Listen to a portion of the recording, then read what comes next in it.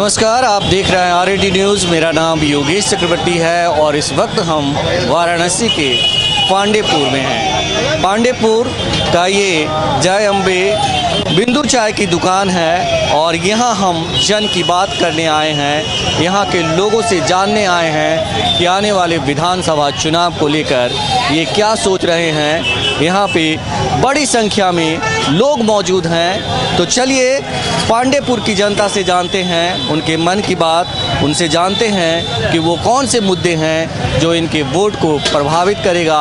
CM योगी ने पिछले 5 सालों में किस तरह का काम किया है और ये अगला मुख्यमंत्री के तौर पर किसे देखना चाहते हैं। क्या सोच रहे हैं आने वाले चुनाव को लेकर? किस सरकार की बात कर रहे हैं? जो वर्तमान में सरकार चल रही है, दिल्ली की सरकार की बात कर रहे हैं? वर्तमान में जो सरकार चल रही है आपकी यूपी में, उत्तर प्रदेश की सरकार जो हमारे योगी जी हैं, विगत 4.5 सालों में वाराणसी में कम से कम वो 100 बार आ चुके होंगे। सारी योजनाएं, प्रधानमंत्री की योजना, एक भी ड्रीम प्रोजेक्ट मुख्यमंत्री का नहीं है बनारस शहर में, जिसको ये कहा जाए कि ये मुख्यमंत्री का ड्रीम प्रोजेक्ट है। एक भी ड्रीम प्रोजेक्ट नहीं है। केवल वो रात को आते हैं, बनारस में घूमते और चले जाते हैं। बनारस में विकास के बारे में एक आउटर रिंग रोड समाजवादी सरकार में बनी, इनका एक विकास है। ये 14 किलोमीटर का इन्होंने एयरपोर्ट बनवाया है। सारा फोकस इनका मंदिर, विश्वनाथ कॉरिडोर। अभी लेटेस्ट में गंगा के उस पार आप जाइए, उन्होंने 4.5 किलोमीटर की छोटी गंगा बनाने का प्रयास किया, बाढ़ में वो बह गया। 10 करोड़ रुपया वो किसके खाते से गया? एक तरफ तो पैसा नहीं है और 10 करोड़ रुपया वो रात दिन खुदवा के और गंगा का पानी बह के बराबर हो गया। ये विकास है। हम इसी विकास की उम्मीद करते हैं। और यह जो सरकार 4.5 साल में आई है, आप बताइए कि बनारस में पिछले 7 साल हो गए मोदी जी प्रधानमंत्री हुए, बनारस में ऐसा कौन सा बहुत बड़ा आपको रोजगार के बारे में, जिसको रोजी रोटी की ज़रूरत है? एक ऑटो उद्योग है, यदि कोई बच्चा कुछ करना चाहता है तो वो ऑटो उद्योग है, उसके पास कोई भी जॉब नहीं है। बगल में आपके यही चले जाइए, नागपुर में झुंझुन वाला फैक्ट्री है, वो फैक्ट्री बंद है, जिसमें 500 आदमी काम करते थे, वो फैक्ट्री बंद है। एक भी इंडस्ट्रियल फैक्ट्री बता दें जो कि सरकार ने, जिसमें 500 लोगों को रोजगार के बारे में ये सरकार सोची हो। रोजगार के बारे में कुछ नहीं है। आज आप बताइए, हम खाने वाले आदमी हैं, 150 रुपया रिफाइन हमको मिल रहा है। जो आदमी महंगाई से त्रस्त है, मेरी आमदनी बढ़ नहीं रही। कोरोना में सरकार कह रही है कि हमारे पास इनकम नहीं है। अंतिम व्यक्ति है, इंसान की बात छोड़ दीजिए, जो चूटी हैं, छोटे छोटे जानवर जिनको खाने को नहीं मिल रहा, चूटी, कुत्ते, हम यदि खाएंगे, दुकान पे जाएंगे तो हम एक दोना फेंकेंगे तो वो जानवर खाएगा, उसको खाने को नहीं मिल रहा। तो इंसान की तो बात छोड़ दीजिए। और प्रधानमंत्री के संसदीय क्षेत्र में हम लोग हैं, हम लोगों ने बहुत उम्मीद लगाई थी कि प्रधानमंत्री जी इसका विकास करेंगे। क्या विकास करेंगे? विश्वनाथ मंदिर को आपने कुछ एरिया में तोड़ दिया, वो विकास है? यही विकास है? आपका एकमात्र फोकस, अब आ जाइए हिंदू मुसलमान की बात करिए। मात्र फोकस क्या वो पूरा करिए। उनका फोकस यही है ना, विश्वनाथ मंदिर और अयोध्या। आप इसके बाद इस देश में कोई मुद्दा नहीं है। और जहाँ तक लॉ एंड ऑर्डर की बात कर रहे हैं, लॉ एंड ऑर्डर किसी की भी सरकार हो, लॉ एंड ऑर्डर अपने हिसाब से चलता है। वो सरकार आती है, उस सरकार के अनुरूप ढल जाएगी। अभी दूसरी सरकार आएगी, ये वही अधिकारी उनके चमचे हो जाएंगे। लॉ एंड ऑर्डर के बारे में आप ये ना कहिए कि ये माफिया है, ये फला है। मुख्तार अंसारी माफिया है। ये बताइए कि जो बीजेपी के समर्थक हैं, जो बीजेपी के लोग कार्यकर्ता हैं, बीजेपी के जो नेता है, वो कहते हैं कि गुंडा राज, माफिया राज अखिलेश राज था। भाई ये तो आपके पास, हमारे आप क्या कहेंगे? आप मुझे बताइए कि पिछले जो सरकार थी, सपा की सरकार थी, 23 महीने में आगरा लखनऊ टू हाईवे बना। ये सरकार 4.5 साल में आ गई, लखनऊ से बलिया का हाईवे अभी तक क्यों नहीं बना? 4.5 साल की ये सरकार हो गई है, अभी उसका उद्घाटन नहीं हुआ है। ये सरकार है ना। इस सरकार के बारे में तो ये नहीं कहना होगा कि 4.5 साल में आपने कितना डेवलप किया। एक रोड नहीं बना पाए, बहुत बड़ी रोड नहीं थी। आज हमारे पास एक एजेंडा आता है, हिंदू और मुसलमान। 200 साल अंग्रेज शासन किए, हिंदू कभी खतरे में नहीं था। आज 100 करोड़ हिंदू है, अब 25 करोड़ मुसलमान है। कहाँ से हिंदू खतरे में आ गया? हम खतरे में कहाँ से हैं? हमारा अपना देश, हमारा भाईचारा का देश, जहाँ ये गंगा जमुनी की तहजीब है। हम एक तरफ मस्जिद में नमाज पढ़ने के जाते हैं, हम और विश्वनाथ मंदिर में दर्शन करने जाते हैं। इससे बढ़िया ज्वलंत उदाहरण कहाँ मिलेगा? और आप वहाँ ये कहते हैं कि हम गुलामी में जा रहे हैं। कौन सी गुलामी है? डर दिखा के? डर से काम नहीं चलेगा। यदि हम एक साथ हिंदू और मुसलमान गए, हम वो विश्वनाथ मंदिर में चला गया और ज्ञानवापी मस्जिद में चला गया, तो आप बताइए पिछले कई सौ सालों की वो परंपरा थी, हमने तो बनाया नहीं। हम तो शासक थे नहीं, आप ही शासक थे। तो आपने कौन सी व्यवस्था बनाई कि वहाँ मस्जिद भी बनी और मंदिर भी बना?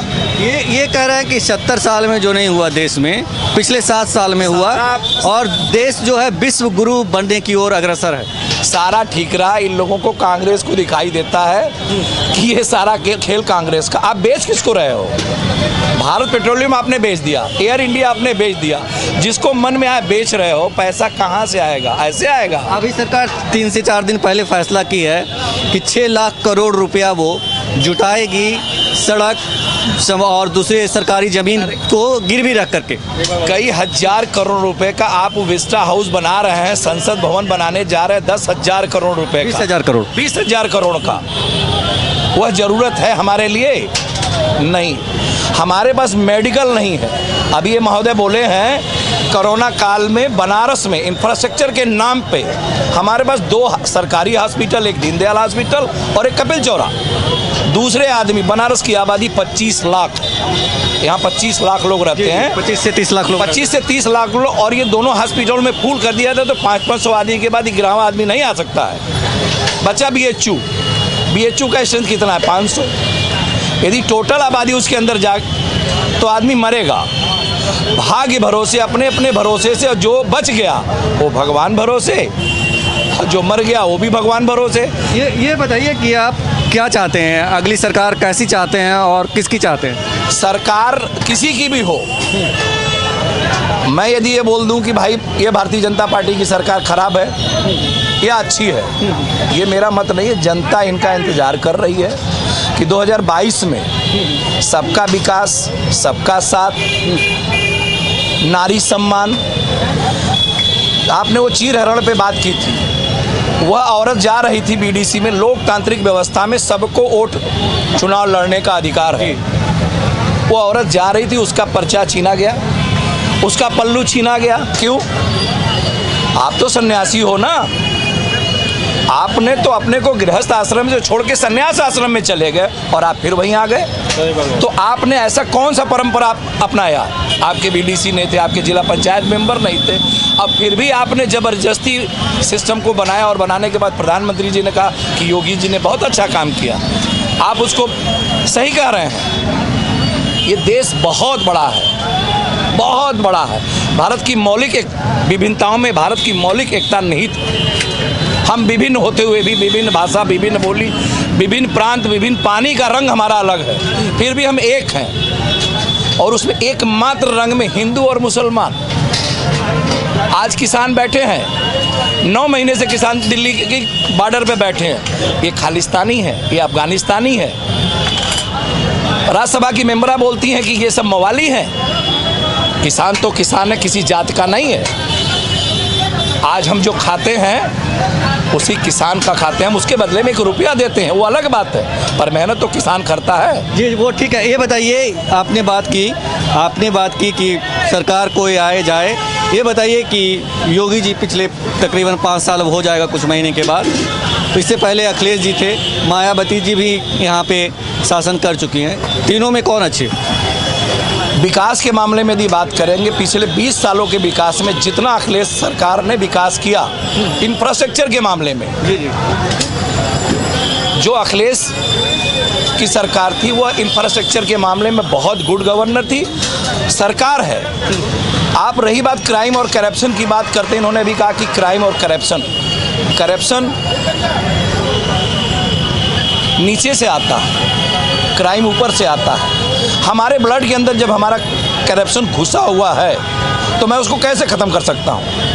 और क्राइम की जड़ें ऊपर से हैं। 4 लोगों का आप इनकाउंटर कर देंगे, क्राइम शांत हो जाएगा। जैसे पत्ती छाड़ देते हैं तो कितना बढ़िया पौधा लगता है, फिर वो धीरे धीरे अपने यहाँ आ जाता है। दोहरा मापदंड नहीं होना चाहिए। मुख्तार जब आ रहे थे युवा कि अब मुख्तार की गाड़ी पलटी जाएगी। मुख्तार की आप मुख्तार को मार नहीं पाएंगे, क्योंकि हिंदू और मुसलमान का जो वोट है, आप कैसे उसको आप खड़ा करोगे?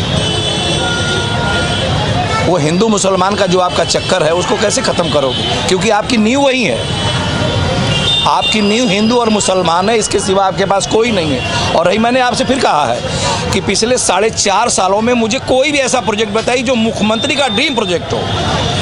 जी ये बताइए कि यूपी की राजनीति में जो है ओवैसी जी की एंट्री हुई है, वो कुछ फैक्टर रखते हैं, कोई प्रभावित करेंगे यूपी के चुनाव को?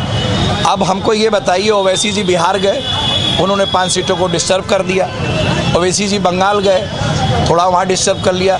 तो राजनीति में ये होता है कि मैं यदि चुनाव लड़ना चाहता हूँ तो मेरे पीछे से एक आदमी आवे, इसको डिस्टर्ब कर दे, उसको कमज़ोर कर दे।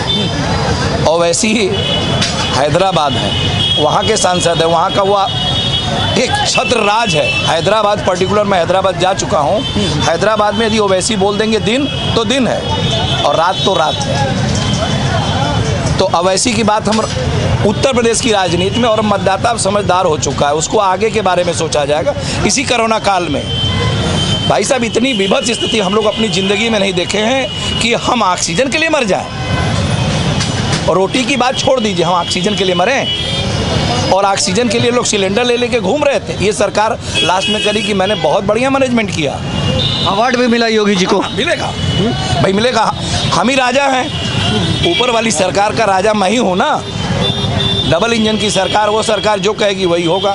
अभी बीच में ही ये अपने आप को पीएम कैंडिडेट बनने जा रहे थे। एग्जाम्पल में आप जाइए, जब अटल जी की सरकार थी, कल्याण सिंह अपने आप को पीएम हिंदुस्तान बनना चाह रहे थे, और पर कतर दिया गया। कल्याण सिंह अपने दिन के लिए मर गए। इतनी बुरी स्थिति हुई कि कल्याण सिंह लास्ट में समाजवादी पार्टी और सपा से गठबंधन करके चुनाव लड़े एटा से। यही भाजपा के लोग उनको हरवाने के लिए परेशान थे। पर माननीय हम लोग के बड़े नेता जो मुलायम सिंह यादव जी ने उनको लोकसभा में भेजा। आज तिरंगे की बात करते हैं। दिल्ली में किसान तिरंगा नहीं डिस्टर्ब नहीं किया था, और आपने कल्याण जी के ऊपर तिरंगा के बाद आपने भाजपा का वो झंडा लगा दिया। वो कौन सा अपमान है? वह झंडा उनके नीचे लगा सकते। उनकी अंतिम इच्छा थी कि उस तिरंगा को उनके नीचे लगा देते। तिरंगा सबसे बड़ा, उस तिरंगे के लिए मरने के लिए हमारे बॉर्डर पे इतने सैनिक खड़े हैं कि उसके अपमान के लिए अपनी जान देने के लिए तैयार हैं। और इन लोगों ने, इनको जब जो चीज़ फ़ायदा समझ में आएगा उसको कर लेंगे।